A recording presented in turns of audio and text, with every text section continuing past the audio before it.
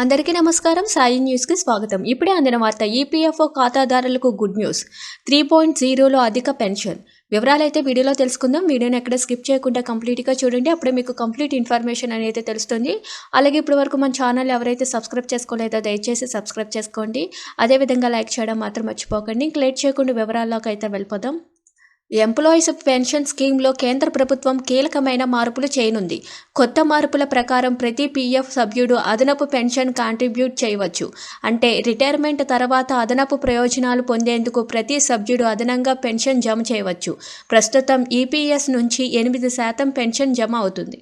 PF సభ్యుల ప్రయోజనాలు, సౌకర్యాల కోసం ఈపీఎఫ్ఓ ఎప్పటికప్పుడు మార్పులు చేస్తుంటుంది.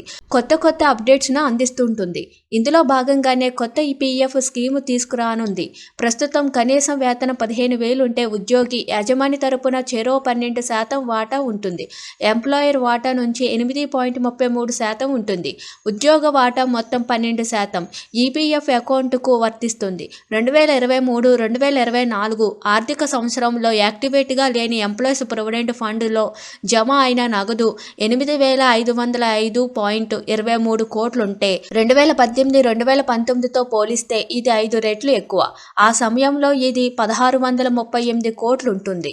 ఇటీవల సెప్టెంబర్ నెలలో ఈపీఎఫ్ఓలో 18,81,000 మంది కొత్తగా చేరారు. గత ఏడాదితో పోలిస్తే ఇది 9.33% అధికం.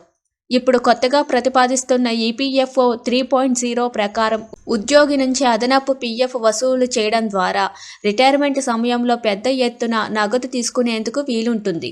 ఈ కొత్త విధానం ఆప్షనల్ ఉండవచ్చని తెలుస్తుంది. ప్రతి నెల అధిక మొత్తం ఉద్యోగి వాటాగా పీఎఫ్ కట్ అయిన రిటైర్మెంట్ సమయంలో ఎక్కువ ఫండ్ తీసుకునేందుకు వీలు కలుగుతుంది. అందరికీ ఆమోదయోగ్యంగా కొత్త ఈపీఎఫ్ఓ అమలు చేసేందుకు ప్రయత్నాలు జరుగుతున్నాయి. Thank you for watching this video.